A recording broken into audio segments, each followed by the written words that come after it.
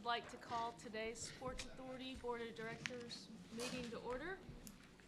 We are very pleased to be back at Nissan Stadium, especially after a impressive win on Sunday.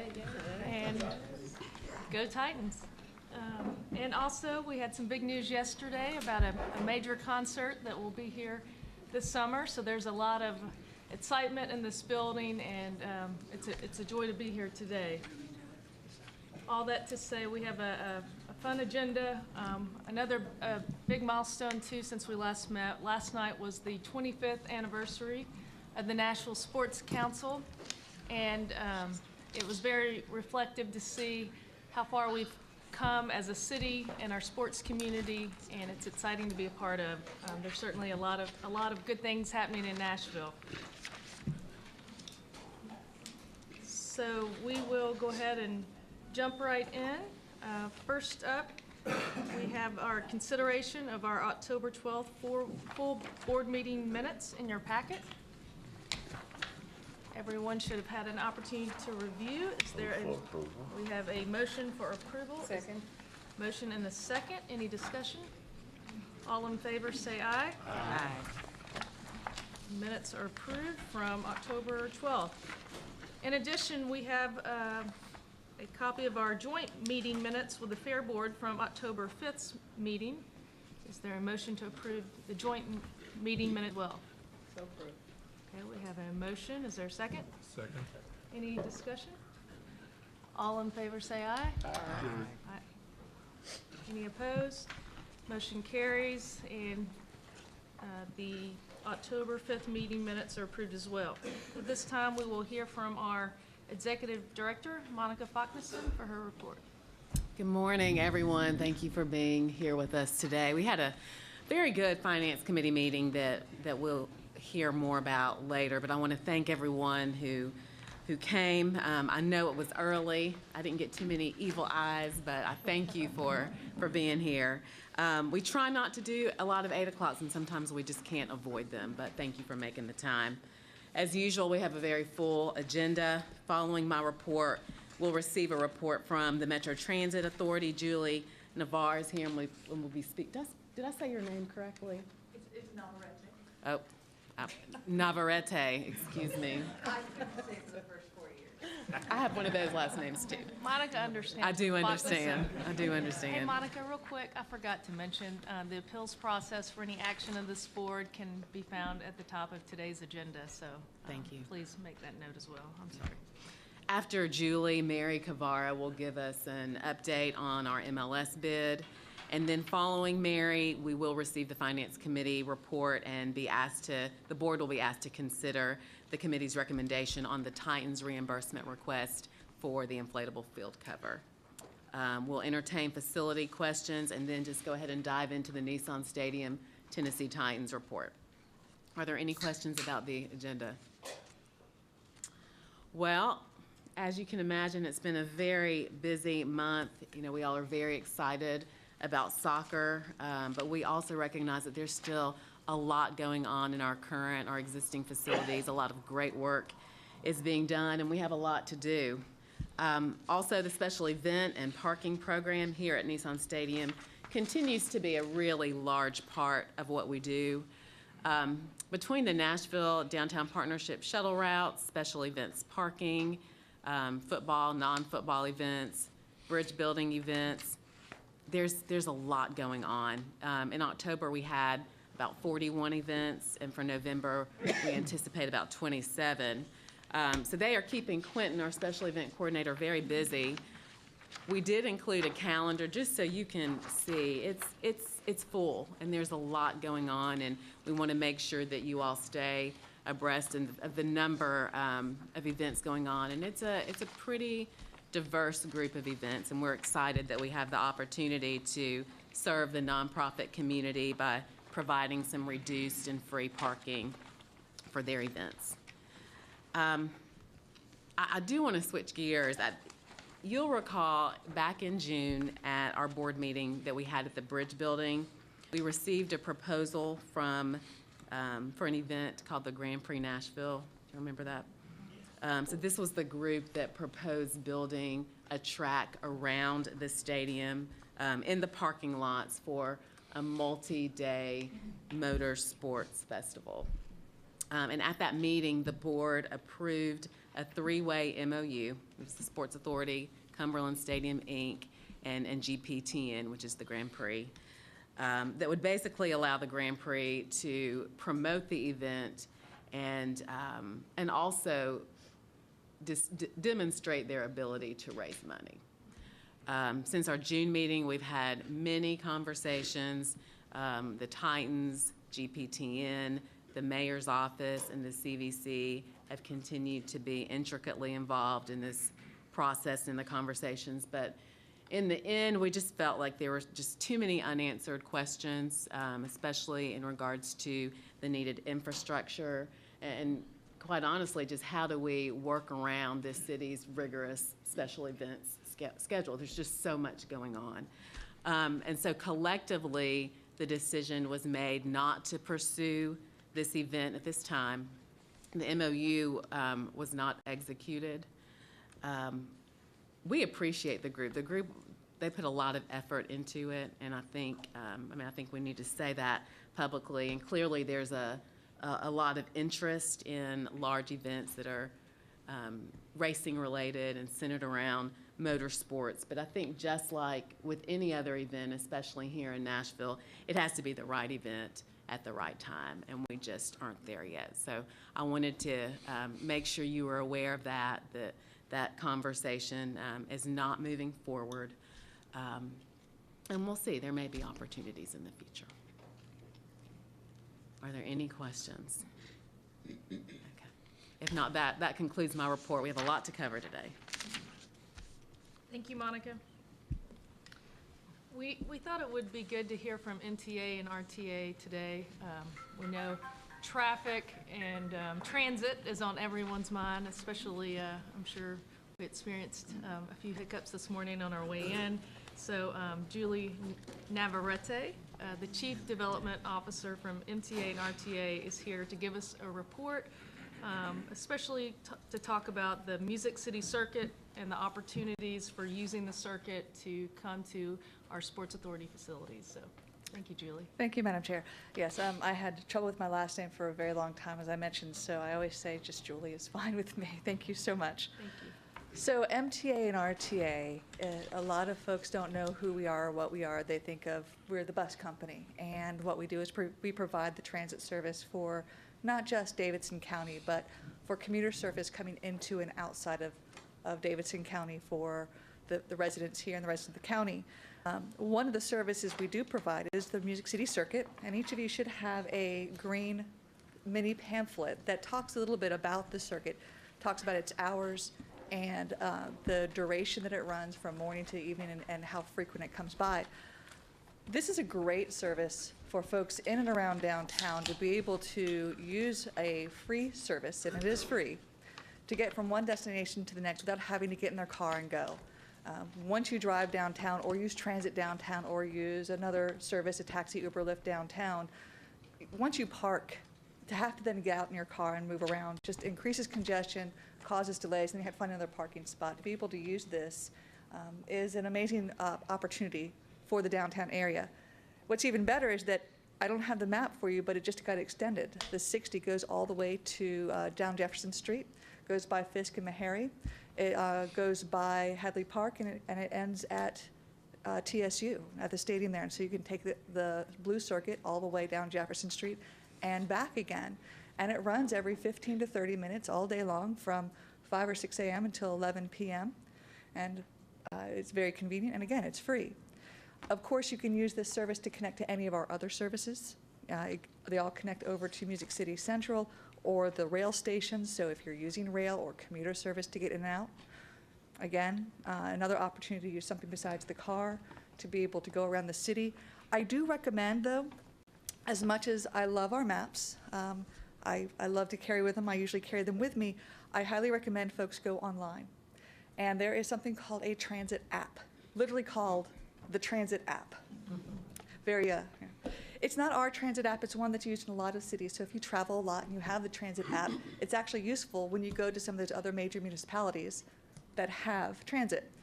And you can use it to go anywhere you want. It tells you what the best solution is, whether or not transit is the option for you, or there's something better to walk or use the bike. And I highly recommend that as you're looking at these options about how to use the circuit, please also use the transit app. Please go on to the Let's Move Nashville website that's talking about how to extend it, because even though 6 to 11 is great, wouldn't it be even better to be able to get to 1:15 a.m. or further, so that people who are working in your facilities or going to the games can get back home as well? So Let's Move Nashville is another way to connect and expand the service. And that is my report, and I can answer any questions. No restrictions? Well, we do have a code of conduct. Well, you would cause me trouble. Well, thank you. Well, I just want to say, I'm a frequent rider of the circuit, and for those who don't ride it, it's really a lot of fun. And I've recently gone down Jefferson Street, and it is such an enhancement of the service. It's fantastic. So go down Jefferson Street, then you turn by the Sound Stadium, and then, you know, it goes, as you can see the route, it's just, and then it also, the Green Circuit, I think, goes to the Gulch, is that right? It does. The Green Circuit goes to the Gulch. So it'll get you all around downtown, along Jefferson Street. And if you do need to connect to another service, it's $1.70 to get on any other MTA bus. With your second ride, if you have to transfer free, it's very economical to be able to use the service. Thank you for coming, Jill. Thank you. It's my pleasure. Thank you.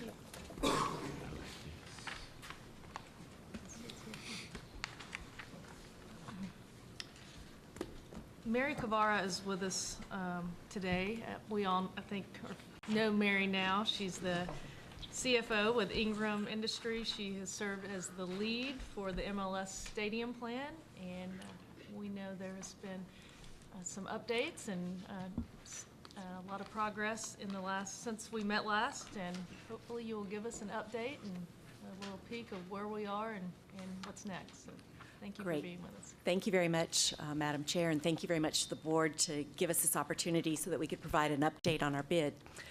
So I'm sure that everybody saw the news after last Tuesday's meeting with the council, and with the council's approval of the resolution last week, we now continue to work with MLS as they are continuing to conduct diligence on our bid.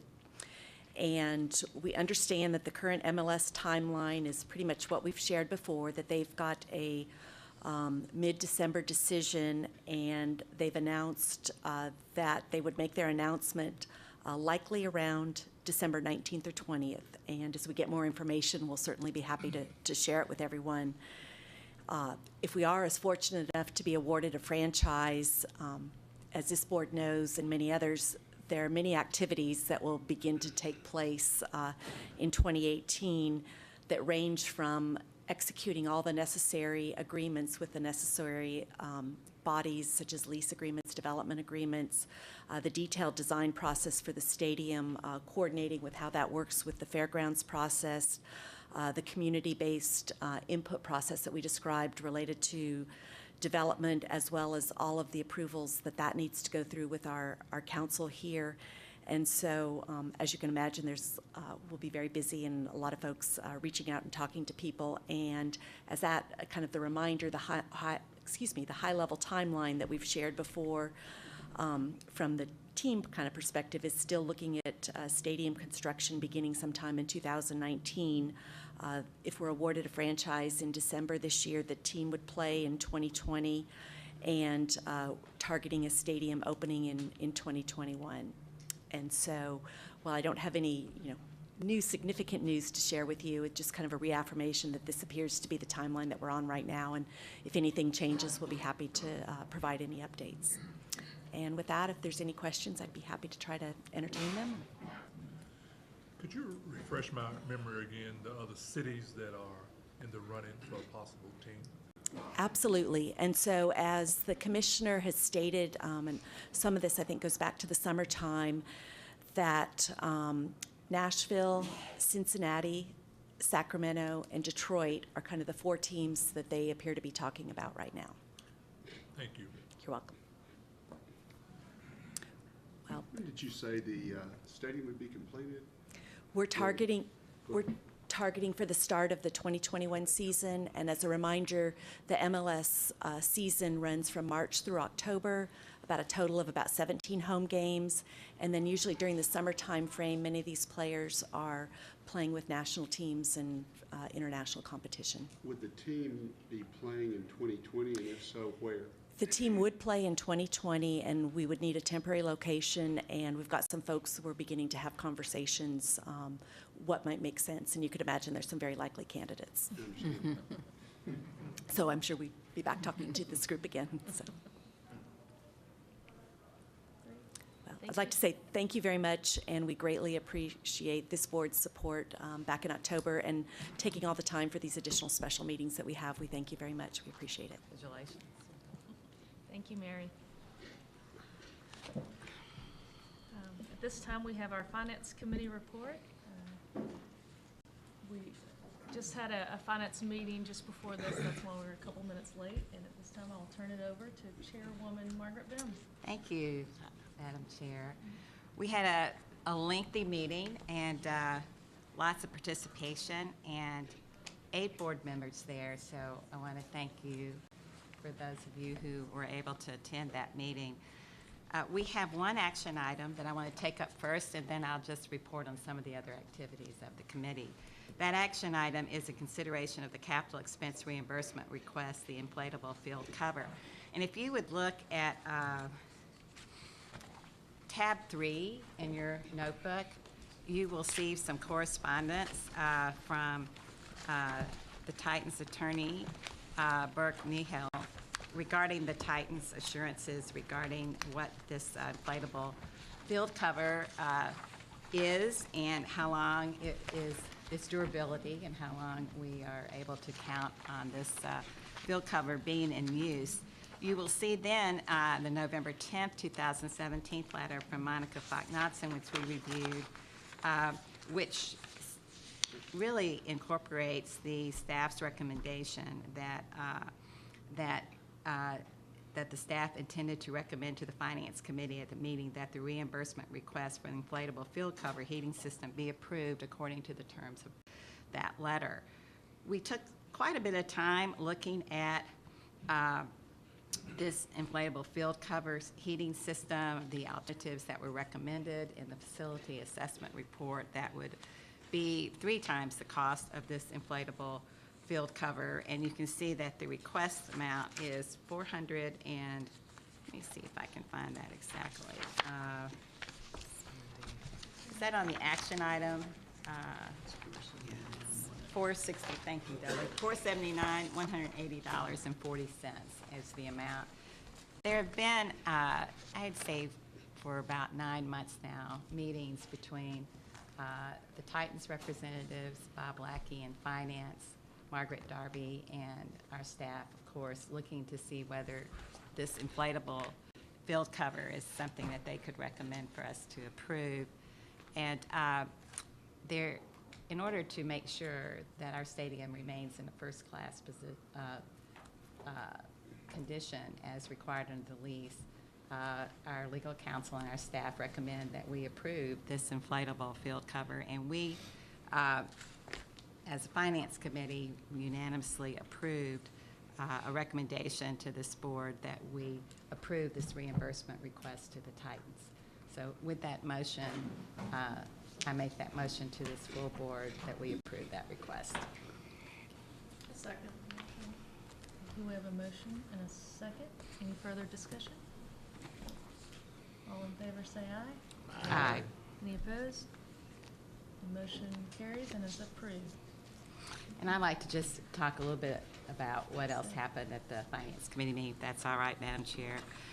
We took a look also at the financials and cap expense project update, and we were particularly impressed with the video surveillance system request that will be coming our way down the pike that the Titans are going to make. And we had an excellent presentation by Floyd Hyde, their Homeland Security expert, who went through a handout, which I'm sure will be sent to the whole board, about a $1.8 million video surveillance system, and our current system that we have and why it is necessary and a good idea to have this video surveillance system in place.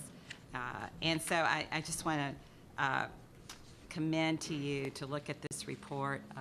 We spent about 20 minutes looking at this, and I think it would be worthwhile for every member of the board to look at it. That request will be coming our way sometime in the future. We also, as far as the Bridgestone Arena, we approved a process for approving the Bridgestone Arena capital projects, the SIP projects. And there is an excellent chart, which I commend to you, which is under tab 6. And this was a Finance Committee matter, and approval is not up for consideration of the board today, but this is the process that we approved.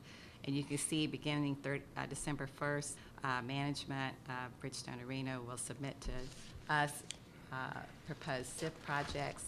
Then in the January Sports Authority Finance Committee, before that time, the staff will meet with the Predators to determine what is a SIF project and what might be another capital project for Metro, to Metro Planning Committee.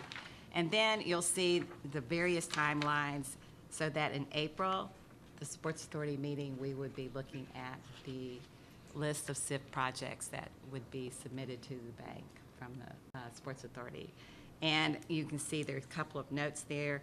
We also talked about the flexibility of this process in case during that 6-month period or afterwards something comes up that we might want to consider. So the Finance Committee will be flexible, but we do have what we consider a very good process, which we approved, for when we will get notice of the process and allow the staff and finance to vet these projects so that by the time we get it, we have staff and finance recommendations as to what the board should do. Any questions about this process of the chart? Oh, good. We also went over the Bridgestone financials and the upcoming income statement and report and upcoming events and how frequent the arena is being used and how that affects the financials. And finally, we had a facility assessment update from Larry and a conversation about the report that is in your packet and an update as to what, especially I think we're going to call Dudley our facility assessment expert, because he's doing a terrific job of keeping our eye on the CapEx expenditures, not only the current expenditures, but also the facilities assessment and, you know, the amount that needs to be done and what is Metro's doing. So we got a good update on that, and it was a great meeting. And once again, I just want to thank everybody who comes, in addition to the Finance Committee members, for their participation and attendance. I really think it enhances our meetings. And if there are no other comments from anybody who attended the meeting, anybody? That completes the Finance Committee report. Thank you, Margaret. One other, under tab 7 in our report too, or in our binders, there is a Nissan Stadium project management update. It's sort of included in the packet materials from the previous meeting, but just wanted to make sure that if you weren't on the Finance Committee, you still had an opportunity to review an update from Larry Adama's group. It's very helpful and impressive. Moving on from the Finance Committee, at this time we have our portion of the agenda for facility questions.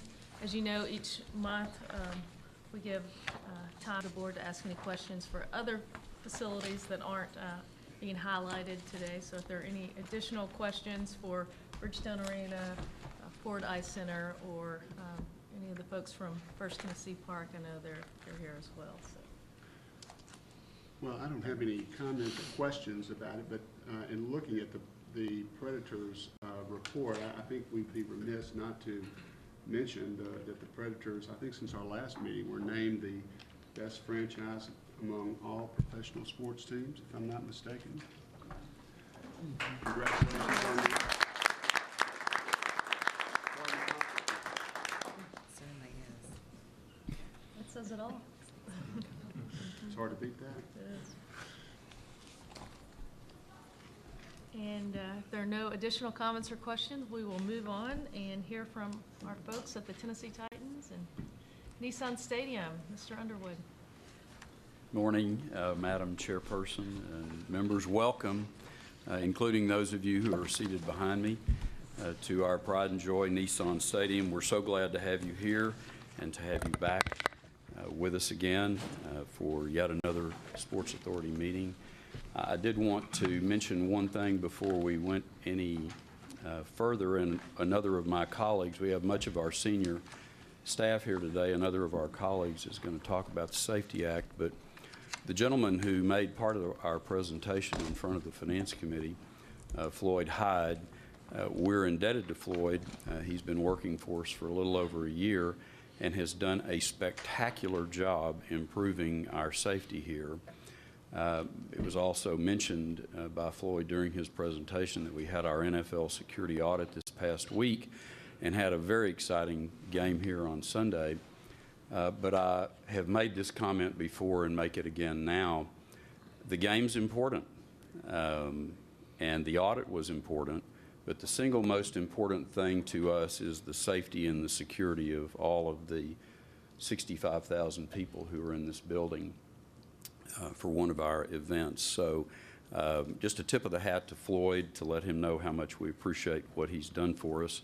We looked high and low for him. He has 30 years of experience as a Metropolitan Police officer and 40 years with the Tennessee Army National Guard. So we could not have anyone better, and that's why we hired him to do that work for us, and we're grateful. I have the privilege this morning of introducing our first presenter, my colleague, Dave McGinnis. Dave's one of my favorite people. And we have some things in common, some that Dave may not even know about. He and I are the same age. Both of us grew up in the same part of the world, and both of us got our college education in Texas. He got his at Texas Christian, mine from the University of Texas. Both of us are graybeards. Don't want to hold that against us. And both of us have spent a career in football. Dave as a NFL head coach, as an NFL coordinator, and as an NFL assistant coach. He also worked in the coaching ranks in college. Dave is, one other thing that he has in common with me is that both of us came out of retirement to try and help Tennessee Titans. And Dave is doing a spectacular job for us in our radio broadcast as our color analyst. We couldn't think of anyone better to make a presentation to you about where we are in the season to work on in radio, in live radio, and to do NFL games. You have to have some qualifications. You have to be quick on your feet. You have to be able to talk about what just happened, and to do that, you have to be knowledgeable about our game, and Dave has both of those down. But Dave's got one other thing going for him, which is that, and you need this on radio, he is immensely entertaining to listen to. And you all are fixing to get a little sample of that. My friend and colleague, Dave McGinnis.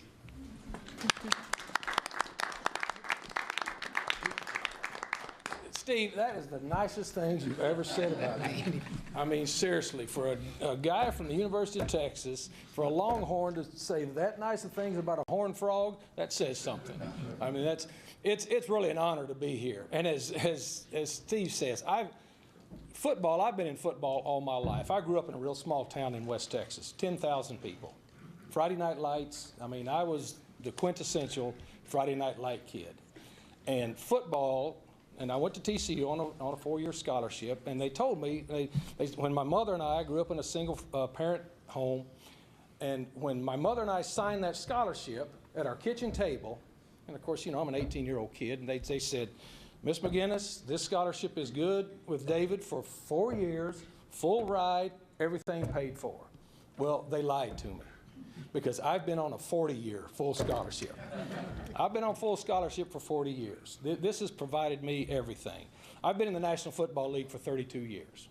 And I've had a wonderful, wonderful life experience because of the National Football League. I spent 10 years with Mike Ditka at the Chicago Bears, which it would take me more than 5 minutes to tell you all those stories, okay, which was absolutely wonderful. I spent 8 years here, and I'll get back to that, as the assistant head coach and linebacker coach for Jeff Fisher, and got to know all of these people here, Robbie, Tina, Bert, Janine, Steve. It was a very special place, okay? I have interviewed for 3 head jobs in the National Football League. I got 2 of them. I was the head coach of the Arizona Cardinals for 4 years. And then I was head coach of the Chicago Bears for 6 hours and didn't know it for 3. Now, that's going to take, that's a little bit longer story too. I mean, but it's all true. But anyway, I had just moved with the Rams. We'd moved that franchise clear across the country from St. Louis to LA. Moved a whole organization 3 times in 7 months. Okay, we didn't win enough games last year, which happens in this league. I was still under contract, and so they said, you know what, Coach Mike, you can take the year off. And I said, that's fine. I'll take the year off. I'll sit on Malibu Beach, and I'll just wait for something else to come along, and that's good. I wasn't really going to do anything this year. I was going to get ready to jump back in when the 2018 season started. Then I get a call from Stuart Spears, and he proposed to come back and do the color analyst for the Tennessee Titans. I told Stuart, there's only one thing and one place that would get me away from the Pacific Ocean and Malibu Beach. That's Nashville, Tennessee, and the Cumberland River. So I got in a new pickup truck, and I drove from LA to Nashville. Got here on a Wednesday, went to practice Thursday and Friday, got on a plane, and went and called the New York Jets game Saturday, and now here I am talking to this distinguished group. I mean, isn't America great? I mean, and so anyway, the reason I wanted to come back here, the 8 years that I said that I spent here was the best 8 years in my NFL career, because this place is special. When we were here, every time I come in this stadium, because my experiences here in this stadium, in this city, were outstanding. I've got a pretty good group that's followed me for 32 years since I've been in this league. They said the experience of coming to Nashville, to this stadium, and believe me, I've coached all over the country. I've coached games in Berlin. I've coached games in Gothenburg, Sweden. I've coached games in London. Had people follow me. The best place they liked to come was right here. This place is unique. It really is. It's a unique place. And I wouldn't have come back because I'm in a great place in my life, because here's what I have to do. Nothing. You know, I really don't. I can do whatever I want to do. And this is really what I wanted to do. This organization, I'll just give you a little view of this organization and this city from the outside, from people that don't know. Now, Steve said, you know, he and I come from Texas. I've lived all over the country, all over the world. When I came back here, I was so happy to get back to where they say y'all again, and to feel the warmth of what it is in this part of the country. So on the outside, this organization, the Tennessee Titans, are looked as an up and coming, like, this is going to be something special. I know all those coaches on this staff. I mean, for 32 years, this is a very well-respected staff. John Robinson, Mike Malarkey, Dick LeBeau, Terry Robisky, that group that he's put together, impressive. This group that runs it is even more impressive, because that has to happen. I know what's good and bad in the National Football League. I've lived it for 32 years. This is so impressive here. I mean, the Titans have won 8 out of 9 games in this stadium. Won 4 in a row. I get so excited when I come in here. Y'all can tell I really like football. But I get so excited when I get in that booth to call a Tennessee Titan game, because I know that I am representing an organization that is in the top tier in the National Football League. And when I met Amy Adams Strunk when I came here, again, as I said, I've worked for good owners. I've worked for owners, okay? I was so impressed. I just spent a Saturday night with 80 former Titans with an event that Tina Tuggle put on, and it was one of the most gratifying things ever. The only other organization I've ever been with that has that kind of comeback from players that have been there, was the Chicago Bears, and they've been in existence for 100 years. To have 80 players come back and the feelings that they have for this organization, it means something. It's important, and everybody in here is part of that. This is a special place. It really, really is a special place. And it's got something very special going on. And I appreciate the opportunity to get up here and to say that, because I promise you, how long I got, Steve? 5 minutes? I can talk a long time. I can talk a long time about something that I really believe in, and I believe in Nashville, Tennessee, and I believe in the Tennessee Titans, and I believe in what I mean, come on, guys. I wasn't here when all that was going on down at Bridgestone with the Predators, but from a guy that's been in Nashville before, looking at that, wow. And what's going on here with the Titans right now is wow. And and again, I've been in a lot of meetings. Normally when I'm in a stadium, I'm sitting there talking to a team and getting somebody ready to go and trying to motivate them. This group needs no motivation. This group provides the motivation for what's going on. And it's really an honor and a privilege to be here. Anybody have any questions real quick? I can answer any question about anything, and I promise you I can make you believe I know what I'm talking about. I guarantee it. I actually have a question. So, have you been a color analyst before? Never in my life. I want to tell you, I listened to you for about 2.5 hours on the way back from East Tennessee on Sunday, and I thought you were terrific. Margaret, let me tell you something. That is so cool. Well, let me tell you what I remember. And believe me, that makes me feel so good. And guess what I'm going to do when I get out here? I'm going to call my mother back in Snyder, Texas, and tell her, because when she said I told her what I was going to do, and she, like all mothers, well, David, have you ever done that before? No, ma'am, I haven't. Do you think you can do that? Yes, ma'am. I want to tell her. Margaret said I could do it. Well, I'll tell you a couple of things I remember. One of the plays, the Bengals plays, you said, that was like in your high school. And I turned to my husband, I go, who is this? This is great.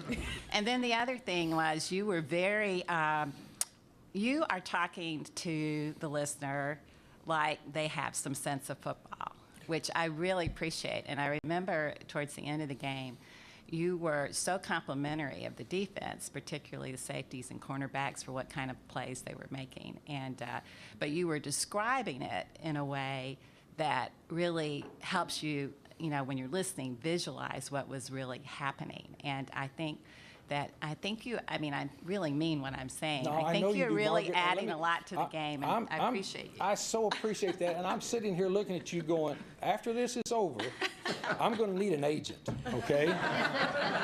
And I'm just glad I know what you look like. No, and that I hope you're not disappointed. And that is so nice to hear. But I've been involved in over 600 NFL games in my life. You can tell.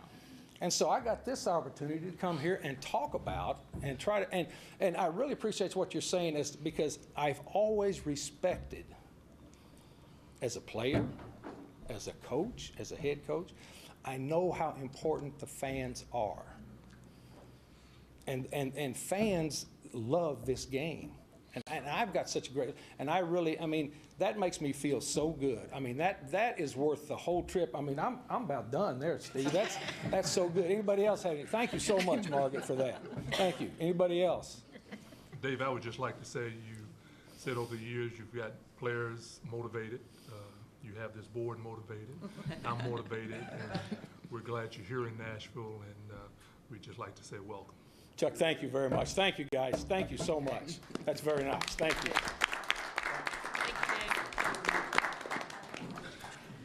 Hi. Now, how exciting was that, right? So I'm going to introduce our next speaker. I'm Janine Kaufman, Chief Financial Officer with the Titans, and we are moving from exciting football to exciting security. And I would like to welcome Burke Nihill, who is our General Counsel, to come and give us an update on the Safety Act. I was talking to my colleagues after the agenda came out. We all agreed I drew the short straw. But while you left Dave's presentation motivated, this actually is very exciting to us, and I hope that by the end you will see it as exciting too. So when I interviewed with the Titans about 18 months ago, Steve Underwood, one of the questions he asked me was whether I'd heard of the Safety Act. and I had not. And so I assume there are people in this room who likewise have not heard of the Safety Act, so it's hard to understand the importance of what's recently happened with the designation award without understanding the Safety Act. So if I could back up, after 9/11, Congress recognized that there were probably companies out there that were interested in innovating, developing technology that would serve anti-terrorism purposes. But for legal reasons, they might be shy about doing that for fear if their technology failed, they would be incurring massive liability. So they created the Safety Act, which allowed these technology companies to submit their plans for the technology in advance to be reviewed by the Department of Homeland Security. And if they passed muster, the Department of Homeland Security would just give them a liability waiver. At some point along the way, stadiums started saying, well, we've got these programs, we've got infrastructure, we've got people that kind of combine to create technology. And it's serving anti-terrorism purposes, and the Department of Homeland Security agreed. And so stadiums started applying for Safety Act certification and designation probably 6 or 7 years ago. So when I arrived, Steve already previewed this, there is nothing more important to our ownership or to our president than ensuring the safety and security of our patrons. We can win on the field, the hot dogs could taste great, none of it matters if it's not a safe environment. That has always been true, I think, but unfortunately, these days, not a news cycle goes by without an emphasis on that being so important. So about 6 months before I started, they embarked on a 2-year journey to apply for Safety Act designation. By the time I got there, the application was truly, probably would have stood up to about my waist, just sitting on the ground. And not only was it a lot of paperwork, but as we were going, we were actually having to change security programs to bolster things. It was a significant investment from our ownership. Hundreds of thousands of dollars of upfront costs. It'll be ongoing costs, but they were happy to do it. Floyd Hyde, who you met, was one of the key investments. It's a new role that was created just to manage the program. And there's also insurance. We now have $175 million worth of insurance that relates to terrorism. We've engaged consultants at an enormous cost who are the best in the world at creating these programs and working with the Department of Homeland Security to vet the program. We've done a lot of infrastructure things at our own cost, such as installing new bollards. We have a police department booking room that now fits within security, best practices, better than the ones before. But the program and the process has been reinvented as well. Floyd has, we have more security dogs, we have monthly security meetings. He's overhauled little minutia sorts of things like the procedure for receiving mail during the week is overhauled to be in line with the best practices of safety and security.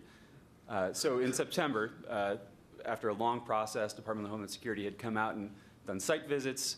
We'd had to respond to requests for additional information. We were awarded designation as a designation there are two statuses, designation and certification. We were awarded designation status under the Department of Homeland Security Safety Act, which means that we were one of the first 8 football stadiums in the country to receive the designation. There are maybe 2 or 3 other arena or baseball type stadiums that also have it. So it's kind of tip of the spear to get an award like this so early. Our $175 million insurance policy now is the cap of liability if there was some sort of terrorism event at Nissan Stadium. What's in it for the Sports Authority? We added the Sports Authority and the Metro government to our list of insured parties. So there would be no liability whatsoever to the Sports Authority or to Metro Nashville if there was some sort of terrorist event at Nissan Stadium. But probably more important than anything else, it's the safety and security of our fans. Just knowing that there is not a stadium in the country that is safer for our fans than Nissan Stadium. That was really the objective. And by getting the designation, that's really the Department of Homeland Security agreeing with us. Do you have any questions? So how long before you've reached designation, how long before you'd have to go back through the process again to make sure that you? It's a 5-year designation. And I should have mentioned, we are also pushing forward trying to receive certification. It's the distinction between designation and certification, it goes from our liability being capped at $175 million insurance policy to no liability whatsoever. You receive just absolute immunity from any sort of terrorist event. The major difference between designation and certification, and what Department of Homeland Security has told us, the reason why we were designated as opposed to certified, is to be certified, you need to have a track record of having run your program for a period of years. And the improvements that we had in our program over the last 18 months or so, they were impressed by, but we just need to prove it out over a period of years and continue to go back for certification. So to answer your question, we're designated for 5 years, but our hope would be that somewhere in that period, we actually receive certification, which would start over a new term. So just the only reason I asked the question to people that may be sitting at home watching us on TV, they don't have anything else to do, but at least they understand that this stadium is safe. It's a safe place to be. You don't really worry about it when you come out. That's exactly right. And I think the reason why we hired Floyd, I believe, it's one thing to come up with that application that's that tall, that says this is what we're going to do. These are the investments that we made. The reason why we hired Floyd is because we want somebody who wakes up in the morning and that's all they think about, is understanding what that stack says, what new best practices have come along, so that they can be executing on the strategy every day. Is so detail oriented, and it just wasn't something that we could do within our current personnel. So we hired somebody who we believe is probably as good as anybody in the world at paying attention to every door jam and every detail of keeping the stadium secure during the week and on event days. So this is just a question, curiosity. Sure. Did I hear you say that you have a police department booking room? We do. Okay, so how often do you use that, and when would you utilize that space? Well, on event days, unfortunately, it does have to be used every once in a while. If there's somebody who's being arrested who had attended the game, it's just a means of not having the police department having to take them to a local station to book them, but they can actually do it at the stadium. Interesting. Steve may know this better than I do. Nissan Stadium actually is one of, if it's not the best in the NFL, it's one of the best in terms of low crime rates at our events. But even still, it happens. We may arrest 1 or 2 people a game for public intoxication. There may be another couple who are ejected. Those are consistently the lowest level of NFL stadiums league-wide. We just do not have a crowd that misbehaves badly. Thanks. Thank you, Burke. You're welcome. Thank you. We really appreciate you being here. Burke, thank you so much. And next, I would like to introduce Tina Tuggle. Tina is our Director of Community Relations, and I think y'all have met Tina before. So Tina, welcome. I'm going to pass this to you to run through your... Good morning, everyone. Thank you so much for having me. I wanted to kind of highlight some of our community outreach activities we've had over the last few months since we've last seen you. We'll talk about our military and first responders appreciation, our hurricane relief efforts, the support we have for American Cancer Society and the ALS community, as well as some of our game day drives, our Shop with the Titan, and the work that we do with United Way. It was important to our ownership and our organization to show appreciation for the military and first responders. So we've been very fortunate in having the support from our head coach and our ownership. And so we've hosted several activities and events in partnership with the military, starting with our Titans Caravan. It has been one of our most well-received stops since we've been doing Caravan up in Fort Campbell. We have lines well around the PX, and it's exciting for our military to meet our players, but it's equally as excited for our players and our coaching staff to have the opportunity to engage with them. Our players get the opportunity to go train with some of the military in Fort Campbell, which is very fun for them. And this year we actually allowed the ladies within the organization and the wives and significant others to go through basic training up at Fort Campbell. Janine and I both participate in that, and I actually have like a little war room that I'm very proud to say that I was able to engage with them. We have many members of our Metro Nashville Police Department. We forged a really good relationship with them. Don Aaron has been very helpful in helping us get that established. And so we've offered tickets to them. We've had them come to our practices. They've partnered with members of the community, and we've hosted all of them at games as well. And then most recently, on Tuesday night, we helped the USO, the United Services Organization. They have opened centers throughout the country. It's a support group that provides services, whether it's counseling services for family, just any kind of support they can offer on the basis. They've opened one at Fort Campbell, and we went up and helped them kick that off with the flag football game with all of our rookies and many of the service members there. So this is just some of the pictures of ways we've been involved with the military and first responders community. The first picture highlights our head coach up at Fort Campbell. We were honored to be able to host the family of TBI Officer Frazier, who was killed in the line of duty. We hosted he and his family, and it's just kind of our way of showing support to, again, the military and first responder families. The hurricane relief efforts were huge for us. We were able to work closely with the American Red Cross in showing support to the hurricane relief efforts. Our controlling owner, Amy Adams-Strunk, donated $1 million to hurricane relief. The foundation donated additional $25,000 to American Red Cross in their efforts. We had a blast answering phones with the American Red Cross, and many of our players who were also affected by hurricane. Their families were able to do things individually. Brian Arakpo hosted a collection drive here at Nissan Stadium, and Taylor Lewan hosted a benefit which raised over $80,000. So there are just some pictures highlighting those.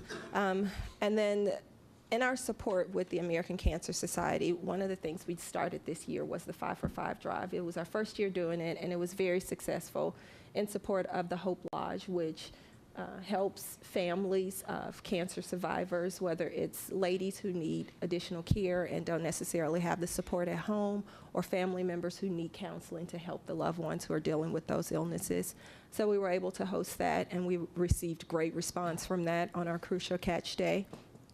And as always, we've been supportive over the years with the ALS community, hosting many of the patients and their families to a Titans training camp as well as a game.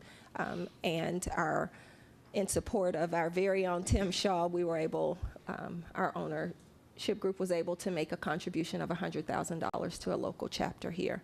The pictures on the other side are of Adoree Jackson congratulating his mom for being our 12th Titan. She is a breast cancer survivor, so we were honored to have her be a part of that and for him to be able to be there and celebrating that with her as well. Again, highlighting game day drives, something we've done for a number of years. This last week, we collected coats. We had the largest number of coat collections that we've had in a while. We invited high school students from a Live to Give organization to come in and collect the coats and sort the coats, and all the coats will be distributed to various charities throughout Middle Tennessee, domestic violence shelters and homeless shelters as well. And something we did new this year, we allowed players to participate with our partner academy, Sports and Outdoors, to host back-to-school drives. So each player was able to identify a group that they work with in the community and bring 40 of those students in and shop with them going back to school. So we hosted a total of 5 drives. Jarrell Casey, Wesley Woodyard, Avery Williamson, Ben Jones, they were all able to identify groups that were important to them and bring those little kiddos in and take them shopping and get them prepared for back to school. And one of the other things I'd like to highlight is our partnership with United Way. We have done numerous things with them over the years, but we added a new one this year. It's the United Way Character Playbook. And the Character Playbook works to help students identify areas that may be troubling to them and give them tools to be successful. Social media, bullying, things that are important to teen years. And so the United Way, through their family resource centers, identified students who were able to complete all the modules successfully. And one of the perks and benefits they received was to come to the Titans facility, have fun in the bubble. They were able to engage in activities with our entire rookie class. And sometimes we think it's only a benefit for the kids, but the players have equally as much fun doing those things as well. So that's always very fun. That kind of concludes my presentation, but I did, before I leave, want to invite you all again this year. We have our bridge ministries that we work with to feed the homeless under the Jefferson Street Bridge. We will be doing that and hosting them Tuesday the 21st. So any of you that are interested in coming, we would like to invite you to do so. Thank you, and if you have any questions, I'll answer them at this time. Thank you. We have a bus again going to the bridge. We will have the bus. We will send you all the information, but yes, we will meet at the facility. We'll bus over, and then we'll bus back to the facility afterwards. Thank you, Tina. Thank you so much. Thank you. Tina, thank you so much. One other piece of information is each of you have the 2016 community report. It was at your station, at your spot when you arrived, and it highlights again just kind of a summary of everything that the organization did during the 2016 year. And so wanted to make sure you all have that, and we would love to have you at the Bridge Ministry next week. Next up, Bob Flynn. Come on up, Bob. Bob Flynn is VP of Facilities and Game Day Operations. Thanks, Janine. Good morning, everybody. Good to see everybody. I think we met over there about 8 o'clock this morning. But first of all, I just want to, if you hear a lot of noises out there with kids, today we have a learning lab here at the facility, and it's on both sides. And we have about, I think it's 50 schools from 10 different counties, and it's about 1,500 kids coming through here. And they go through like 8 different stations learning about what, I think Walter hosted one last week. He was a station and what his career path was. Floyd is not here right now because Floyd's telling him what his career path is. And then we have our ticket office out there talking about what some of they did, what some of those people did. So that's why you might hear some changes. So we do about 4 or 5 of these each year. And, you know, we bring in a lot of kids in here, just say, hey, if you want to get in sports, you don't have to be a sports major, but you can come through it this way. So that's why, if you hear some noise, I apologize, but we wanted to continue having that program today. Okay, so Nissan Stadium highlights. You know, we had our Monday night football game against the Colts, which was we had a good game that day. We won that one. I think that was our first one of our current winning streak. Am I right? Thank you, Robin. And then we had hosted the Ravens here. And I remember that game. That was 2 weeks ago. Won that game. It was another good day. Then we had the game this past Sunday versus Bengals. I kind of wish we'd, you know, maybe not wait till the very end, but you know, everybody leaves happy. Everybody leaves happy when we win. So we've had those 3 NFL games, and then we had a TSU game, which was the second one. This was a homecoming game on the 14th, and the unique thing about that game is we had the TSU homecoming game on Saturday, and then the Monday Night Football game was 48 hours later. So it was a tight turnaround, but something we can do. We've done it before, and it worked out nicely. So it was a fun weekend for us here. Let's see. Next one. Okay, our recent announcements. Hopefully y'all saw Kenny Chesney's going to come here August 11th. And then we just announced yesterday that Taylor Swift's coming on August 25th. So just to recap what we're going to have next August 18. August 4th, I'm still working on an event. It's not done yet, but let's just forget that one. But then we'll have Kenny Chesney on the 11th, then a football game on the 17th, 18th, Taylor Swift on the 25th. 3 or 4 days later that, we'll probably play our 4th preseason game, and then TSU's homecoming games on September 1st. So in that 4 weeks or 5 weeks, we'll have a lot of people coming through this. That's very impressive. Yeah. Well, it's you know, I love booking the events, doing the events. Sometimes my staff questions why we do it, but they always do it. So and another one, we do have another concert that will be out in October. So it was announced during a concert at the Bridgestone Arena. So you know, through ownership and my leadership committee, they've said go out and get people. And John Robinson's been very good about saying, hey, if it's good for it's good for the team, it's good for the city, let's do it. And so he's been very, very good about saying we'll make it work. Because with the NFL season, you know, it's tight. We have to be Sundays.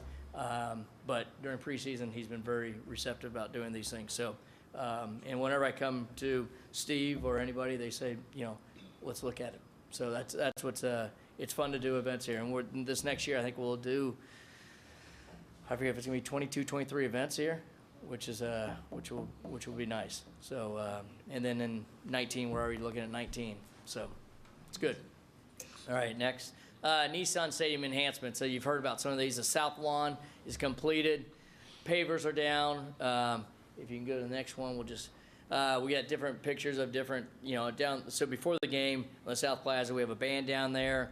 We have all these different interactive fan games that they can do. You see the kid in the middle playing, I think it's Connect 4 or whatever. So we just have them out there. And it's and all those other pictures they look real, but you stand in there and you can get yourself team picture or block a kick or whatever. So it's kind of neat. So, we open that from 10 o'clock to 12 o'clock right before kickoff. And it's been received really well. So it's bringing some more excitement back into the stadium. All right, next one, North Fan Lawn. So the South Fan zone went well. We decided to put one down on the north side, which because we had a lot of people coming across the Woodland Bridge, and it's worked out nicely. So it's just we're just trying to create an atmosphere going into the game, and people like it. Zip lines for fans. This is across from the South fan zone, and it's always got a line before the games, and it's worked out nicely. And I think one time, our marketing group talked to Burke, and Burke said, well, what do you really mean about zip line? A little concerned with the liability there, but it's worked out great. It's a lot of fun. These are 2 grown adults, but the kids love it also. So, Lot T, rideshare, as we've talked about this before, the rideshare program, it's not going to go away. So we had to embrace it. The police have been great about it. We found a location, and it's worked out well so far. And this is something that we're going to use for, we might not always do the Miller Lite rideshare, but this is our new rideshare area, Lot T. So, concessions, as you all know, we went through the changeover in two different groups. We have Legends and Levy. Through this, we've invested more money on improving just the look of the stands, also the quality of the food. I hope you all have been to some games, and hopefully you're seeing some improvement. We believe there's improvements on the food quality here, and the lines are getting shorter. But we also think the presentation's a lot better. Also, we think. So right there, they were okay. This one's a brand new. We extended or expanded the Jack Daniel's bar. It was open this past game for the first time. It looks good, and it just provides more points of service, less time waiting in lines, so people can get their beer or whatever they're drinking and go back to the stands and watch the game. So we think it's a nice new addition. This is something that our ownership paid for. Up on the 300 level in the both southeast and southwest areas, we refaced the old concession stand looking, just trying to provide some color, and also just make it look a little different. And we've sold more there this year than we did last year. So it's working nicely. Okay, this one, everybody wants healthy options. We rolled this out 2 games ago. It's called 615 Market. It's almost a grab and go. It's got healthy salads. It's like going to a convenience store. You go in there, grab it, and just, there's apples, there's bananas, there's salads, there's sandwiches, your different drinks. You grab and go. So it's worked out. This is right by 142, 141. We're probably going to look at another one so that's the northwest corner. Probably going to look at another one in the southeast corner. Just but it's worked out nicely. It's a nice look. And you going to check that out, Kim? Yes, maybe. Okay.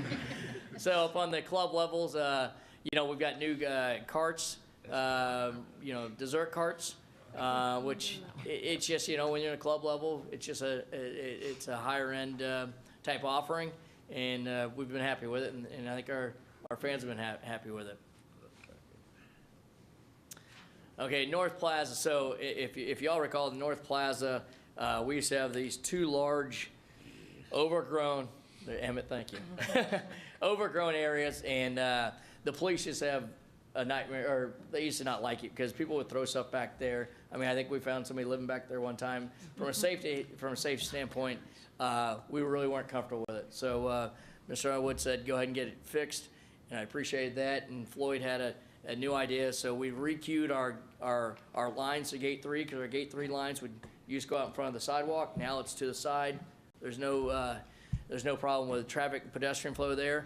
And it just looks a lot better. It's cleaner, it looks better, and from a police standpoint, they can see everything a lot better. So we've been very pleased with it. The next one, you all probably have not seen this, but this is our new net to I want to call it wedge net barrier. Go down to the loading dock. It replaced the old one, which we were having major issues with. And there you go. So it meets all Safety Act requirements. It's just a better system than what I mean, I had Monica come over there, and it wasn't fixed or like that. I said, all right, let's try to raise it. It wouldn't raise. And she goes, okay, I've pretty much seen enough right now. So, I mean, for the CMAs, we used to put a cone out there, just stop, you know. So this is working great. We've had it in since middle of October. It's just it's a better system. It meets our Safety Act requirements. It's just, you know, and Burke talked about some of the different things we're doing. We have a different way for deliveries. Now everything has to be recorded coming in. Trucks just can't come in, you know, with a delivery. They have to be scheduled. So any questions for me? I mean, you know, we're here to, or I'm here to try to answer questions and book events for y'all. And you know, I thank my leadership from Steve Underwood and Amy Adams-Strunk and ownership there. But we are trying to book more events in here and make this facility run better. I just want to add, I know Kim's already weighed in about how great it is to have these new events, but I did want to add on the Finance Committee meeting that Bob Lackey was talking about how strong our bonds were doing and the revenue from our bonds. And I think not only, of course, from the games, but these events are certainly helping our payments back on the bonds and with the ticket tax. And so it's great for the community to have these events, first of all, but second of all, it's great for our bottom line that you're doing it too. So appreciate it very much. Thank you, Mark. All right, I think Janine's coming back up. Thank you. Thanks, Bob. All right. Thank you so much. One thing I did want to add to Bob's presentation on the concessions, all of those improvements have been at the expense of the Titans or our new concessionaire partners, and that is in the millions of dollars. And so I did want to reiterate that point, that we ourselves are investing back into the building and really trying to improve the experience for our fans. All right, with that, I'm going to move to financial. Again, Janine Kaufman, Chief Financial Officer. I'm going to kind of go, there was a lot of folks at the Finance Committee, and we really did a deep dive on a lot of these numbers. So if I go too fast or anyone has any questions, please stop me, and I'll be glad to take your questions. The first is the ticket tax summary report. Again, the ticket tax is $3, and that is divided into two different funds. There's the $2 fund, which went to issue bonds in 2012, which improved the distributed sound system, the control room, the LED ribbon boards, the new scoreboards, the elevators to the upper decks, and some of the fan zones. And then there's the $1 ticket tax, which has been committed to bonds that were used for the seat replacement as well as waterproofing and concrete repair work. As Margaret mentioned, Bob Lackey was at the Finance Committee meeting, and both of these funds are doing really well. You can see here that on the $2 fund, we only have about $992,000 in that fund, and so we are doing well there. The next slide is the $1 ticket tax fund, and again, that is also doing well. We currently have a balance of about $2.1 million with reserves that have been set up of $1.9 million and $1 million. Do I have any questions on the ticket tax funds? All right. The next slide is the ticket tax paid to date. And I think this is a really important slide because it does show that the users of the building are helping to reinvest and pay for the upgrades that are here at Nissan Stadium. And you can see that to date we have put in over $19 million into the combined ticket tax funds, which are the $3 in total. So a great success there. It goes to the point that we are continuing to have as many or more non-football bowl events as we do Titans events. And so really, really successful there. The next slide is the user fee recap for the Tennessee Titans. Again, this is, we pay it in estimates over 10 installments, and then as the games are played and we issue our official NFL box office statements, then we true up what is actually paid into the user fee fund. And so you can see that report. This does go under audit, and you get an audit report on this in May of 2018 for the previous season. Do I have any questions on user fee / ticket tax? All right, I'm going to move to the capital fund summary. We currently have $1.8 million in the capital fund. We appreciate the approval of the field heating system.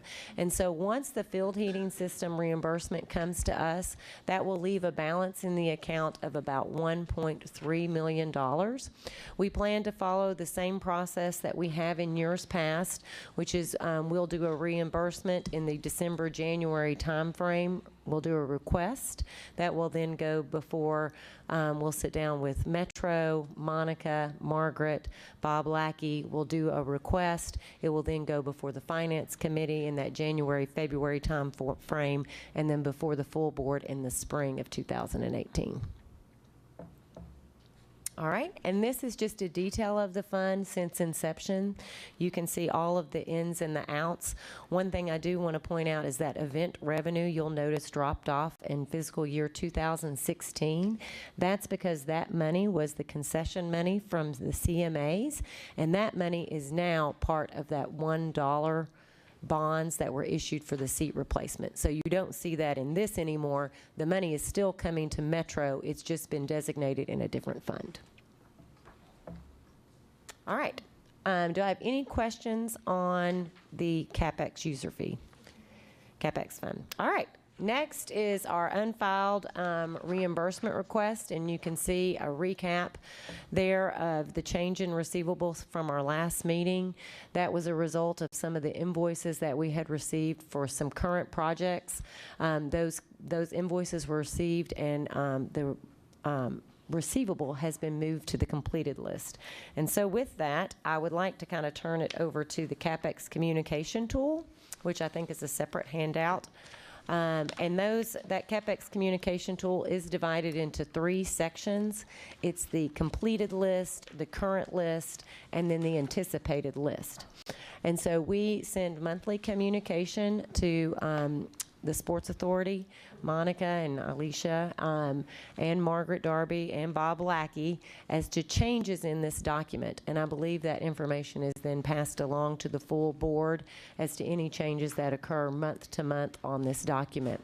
One item of note, which Margaret mentioned as well at the Finance Committee meeting, is we did go into a lot of detail on the video surveillance system, and we'll be sure to get this information sent out to the entire board. But it is a video surveillance system. It has been on the facility assessment. It is part of the facility assessment and was recommended in the facility assessment as a 2018 project.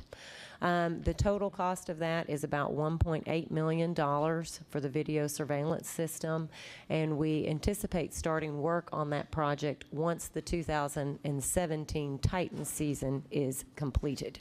So we did a full bid for that project. We had 5 people who actually bid the project and have gone with the most economical, qualified vendor. And with that, do I have any questions on CapEx or any other financial information? No questions for Janine, I don't. Okay. Thank you so Great. much. The materials are extremely helpful, and thank you for pointing out the investment that the team has made on its own in the building. It looks great, and it's exciting. We are really exciting time to excited be a about Titan. it. It is exciting. I told Monica, I said, please just win on Sunday so we can go before the Sports Authority with a win this time. I think in the last 3 years it's been rare. So it was really, really exciting to be sitting at 6-3, heading into Thursday night football, and we are really excited. So, and both teams are winning, the Preds and the Titans. So it's really nice this time of year to have everybody in a winning standpoint. And with that, we do have a recap video, a little highlight video.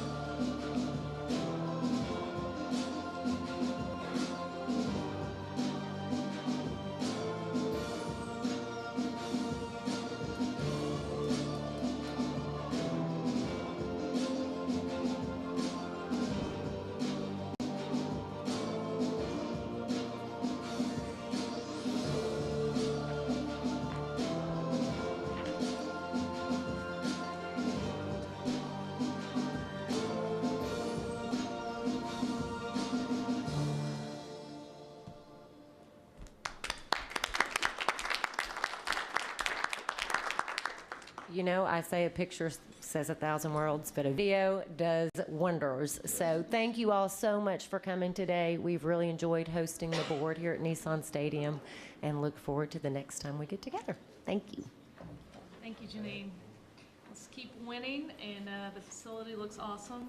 Thank you for all the investment you guys have put in, and appreciate you hosting us. Next month, we are anticipating not having a meeting.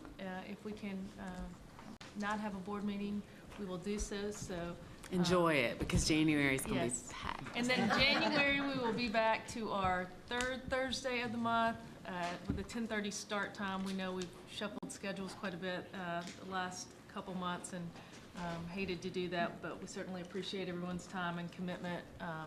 and making the accommodations to do so. Don't forget to leave your binders here so we can recycle those. And I just want to say, and Margaret, I appreciate you saying this at the Finance Committee, but there's a lot of work that goes into these binders, and Elisha and the staff really do a great job and try to make it as easy on the board as possible. So thank you for your hard work. Also we want to congratulate Chuck Merriweather, who was reappointed to his second term last week by the council, confirmed by the council. Thank you. Yes, I'd just like to say thank you for being there with me that night. I kind of remember what all I had to go through meeting the mayor, and I'd like to thank the mayor for reappointing me. And it's an honor and privilege to serve on this board, just all the friends that you make. And I'm just glad to be back. We're glad to have you back. There's no other business. Would make a motion to adjourn. So moved. Thank you, everyone.